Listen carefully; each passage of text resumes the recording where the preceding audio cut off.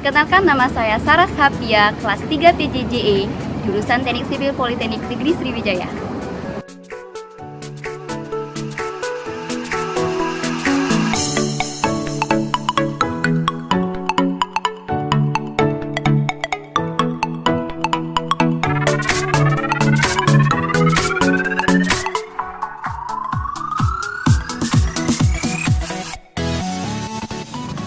Perkenalkan, nama saya Anita Mahdutila dari kelas 3 PJJE jurusan Teknik Sipil Politeknik Negeri Sriwijaya.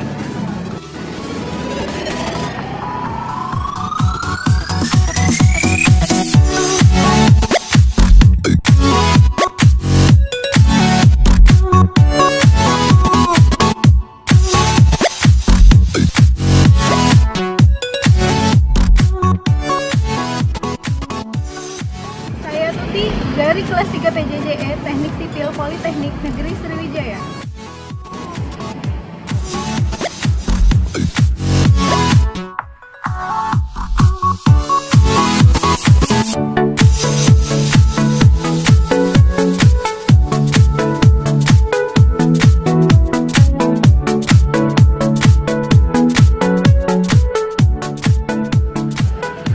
Saya Selamat Latif Prastianto dari kelas 3 PJJE jurusan Teknik Sipil Politeknik Negeri Sriwijaya.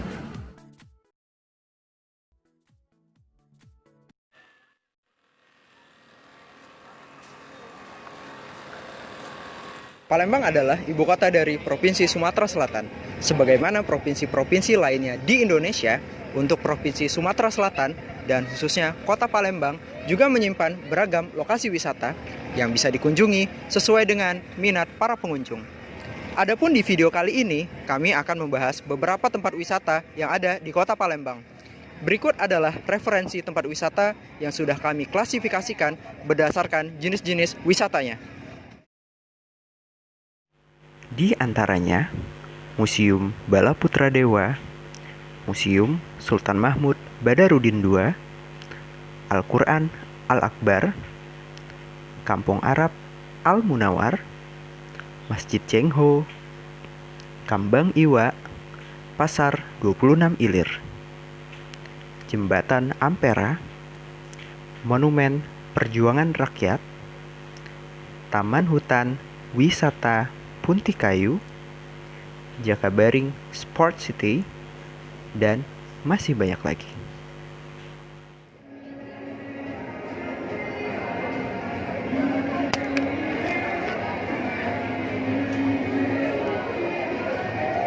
Guys, kemarin kita belajar mata kuliah AMDAL kan? Iya.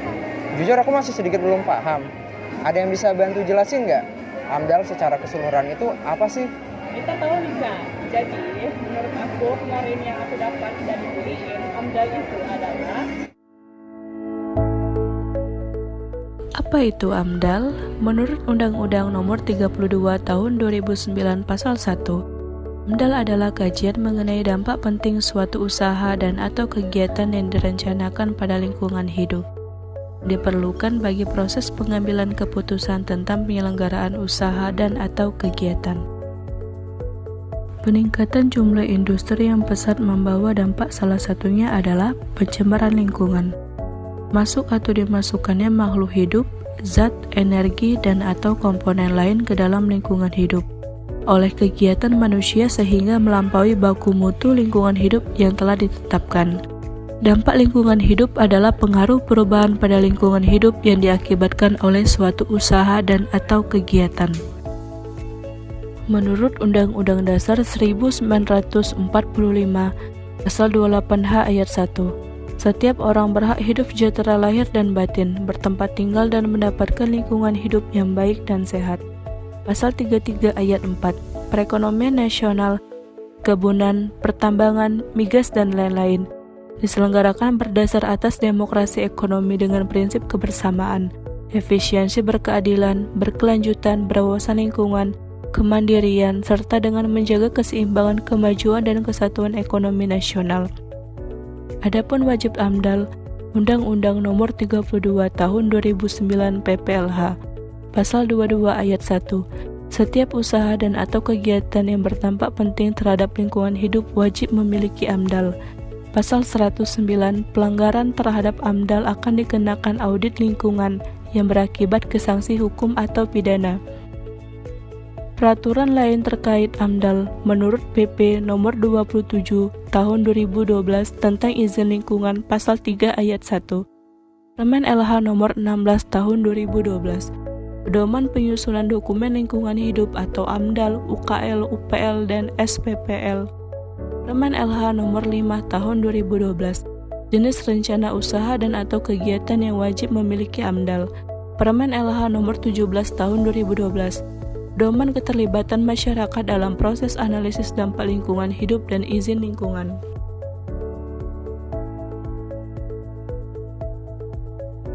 Posisi AMDAL dalam proses pembangunan. Pertama, rona lingkungan. Kedua, AMDAL disusun pada tahap perencanaan harus sesuai dengan tata ruang atau izin prinsip. Ketiga, rencana kegiatan. Keempat, dampak lingkungan. Dan kelima, pengelolaan dan pemantauan lingkungan. Adapun tujuan AMDAL yang pertama, memberikan perlindungan pada lingkungan hidup agar tetap lestari dan berkelanjutan. Kedua, membantu meningkatkan upaya pengendalian usaha atau kegiatan yang berdampak negatif pada lingkungan hidup. Ketiga, memberikan kepastian hukum untuk suatu usaha atau kegiatan. Dan yang keempat, memberikan kejelasan prosedur, mekanisme dan koordinasi antar instansi dalam penyelenggaraan perizinan usaha. Adapun fungsi AMDAL. Yang pertama, sebagai bahan pertimbangan untuk perencanaan pembangunan suatu wilayah. Kedua, membantu memberikan masukan dalam suatu proses penyusunan rencana pengelolaan dan pemantauan lingkungan hidup. Ketiga, proses memperoleh izin lingkungan rekomendasi utama untuk sebuah izin usaha. Keempat, sebagai referensi untuk pengajuan kredit atau utang usaha. Kelima, membantu proses perencanaan guna mencegah pencemaran dan kerusakan yang terjadi pada lingkungan. Dan yang keenam, mewujudkan tanggung jawab pemerintah dalam hal pengawasan dan pengelolaan lingkungan hidup. Oh gitu. Untuk bidang-bidang yang wajib AMDAL itu apa aja sih, Kak? Kalau untuk bidang-bidang wajib AMDAL itu sebenarnya banyak. Itu ada multisektor, pertahanan, pertanian, perikanan dan kelautan, pariwisata, perindustrian. Selain itu, ada beberapa bidang lainnya, yaitu bidang perhubungan, bidang kehutanan, teknologi satelit, pekerjaan umum, perumahan dan kawasan permukiman, bidang energi dan sumber daya mineral, bidang ketenaga nukliran, serta bidang pengelolaan limbah bahan berbahaya dan beracun. Dari beberapa contoh bidang AMDAL yang sudah kamu sebutin tadi, aku lebih tertarik dengan contoh AMDAL di bidang pariwisata. Iya sih, aku juga tertarik di bidang pariwisata. Yuk kita bahas bareng. Boleh? Sektor pariwisata akan menjadi salah satu prioritas utama dalam pembangunan Kota Palembang. Apa itu pariwisata? Mari kita bahas lebih lanjut.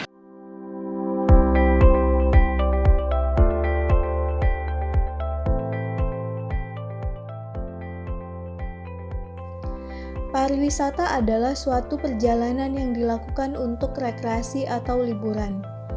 Tempat wisata ada banyak jenisnya, di antaranya wisata olahraga, wisata komersial, wisata pertanian, wisata cagar alam, wisata religi, wisata sejarah, wisata kuliner, dan lainnya. Sektor pariwisata pada umumnya dijadikan sektor unggulan oleh pemerintah daerah karena sektor ini dapat memacu sektor lainnya, seperti peningkatan bisnis transportasi, hotel, restoran, hiburan, perbankan, dan lain-lain. Pada bidang pariwisata, AMDAL juga perlu digunakan untuk meminimalisir kemungkinan-kemungkinan dampak negatif dari hasil kegiatan mengenai pariwisata.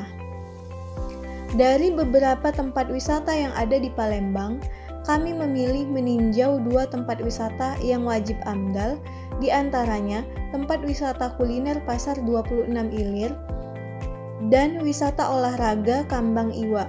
Yuk kita simak cuplikannya. Halo guys, jadi sekarang Anita sudah berada di salah satu destinasi wisata kuliner yang ada di Kota Palembang. Salah satunya adalah Pasar 26. Nah, Pasar 26 merupakan salah satu pasar tradisional yang berada di Kota Palembang yang menjual berbagai macam jenis makanan khas Kota Palembang. Di antaranya pempek, model, tekwan, serta berbagai jenis kemplang dan kerupuk.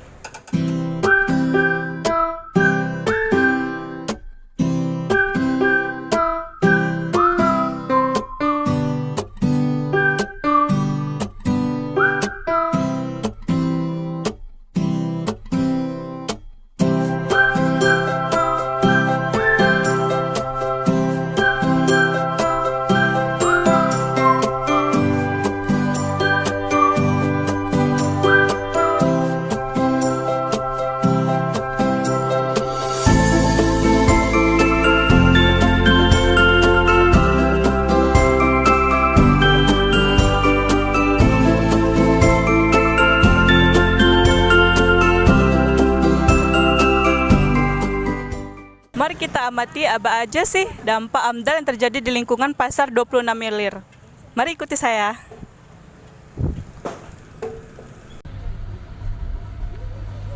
Terdapat banyak sekali analisa dampak lingkungan yang terjadi di Pasar 26 Ilir.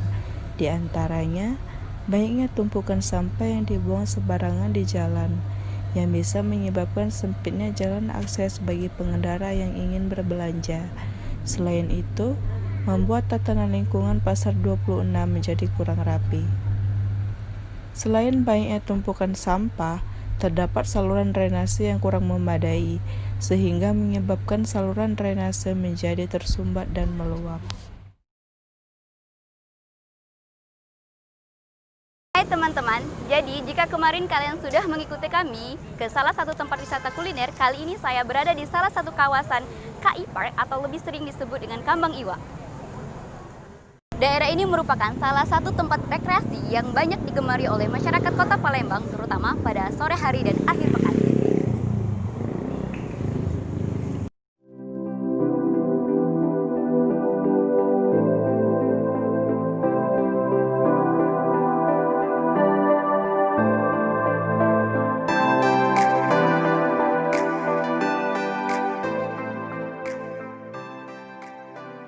Kambang Iwa Palembang, atau bisa kita sebut kolam ikan teman-teman. Kambang Iwa merupakan salah satu tempat wisata gratis di Kota Palembang dengan ciri khas taman yang sejuk mengelilingi danau dengan lokasi area yang cukup strategis di tengah kota, sehingga dapat dengan mudah kita kunjungi. Selain adanya trek jogging mengelilingi danau, area ini juga dilengkapi dengan beberapa fasilitas olahraga loh teman-teman. Kita juga bisa bersepeda, berkumpul bersama teman dan keluarga dengan suasana yang rindang dan sejuk karena dekat dengan alam. Nah, tidak hanya berolahraga, di sini juga ada spot wisata kuliner serta menjadi tempat yang ramah untuk anak-anak.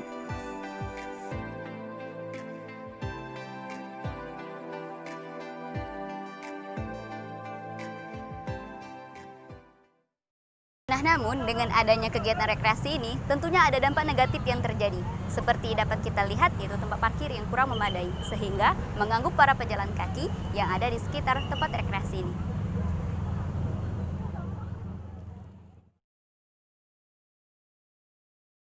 Selain tempat parkir yang kurang memadai, penjualan kaki lima juga tidak tertata dengan rapi, sehingga mempersempit area jalan rekreasi.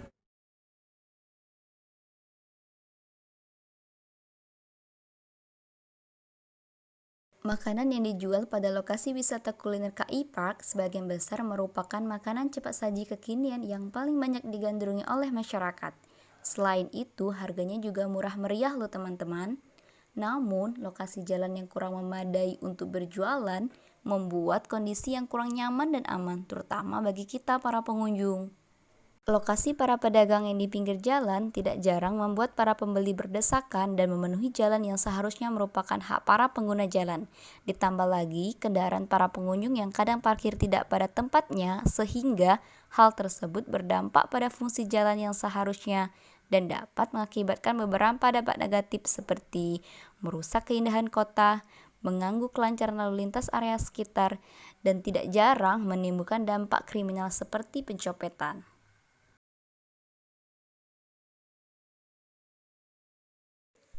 Nah, masalah yang paling sering terjadi pada setiap tempat rekreasi yaitu sampah. Tidak terkecuali area rekreasi KI ini. Masih banyak ditemukannya sampah di area sekitar, padahal pemerintah sudah melengkapi area tersebut dengan beberapa tempat sampah. Entah para pengunjung yang kurang peduli atau tempat sampah yang kurang banyak. Sampah tidak hanya merusak kelestarian lingkungan, tetapi juga mengganggu kesehatan masyarakat. Pencemarannya bisa melalui udara, air, tanah, maupun organisme lain yang dapat menimbulkan penyakit. Selain itu, menimbulkan bau yang tidak sedap dan mengganggu estetika lingkungan. Pembuangan sampah yang sembarangan akan berdampak di kemudian hari dan akan adanya penurunan kualitas lingkungan baik udara, air, ataupun kualitas tanah. Ini dapat menimbulkan efek pada biota maupun kesehatan manusia. Maka dari itu, ayo teman-teman, kita bersama jaga lingkungan kita. Peran pemerintah, wisatawan, dan masyarakat sekitar memiliki andil penuh dalam penanggulangan dampak lingkungan yang terjadi, demi terwujudnya wisata yang berkelanjutan. Yuk kita sama-sama saling mengingatkan untuk tidak membuang sampah sembarangan, apalagi di saluran air, membedakan sampah organik dan sampah anorganik, menertibkan area wisata dengan tidak parkir sembarangan, apalagi berjualan sembarangan. Yang terakhir, mengikuti tata tertib yang ada di area wisata yang sedang dikunjungi.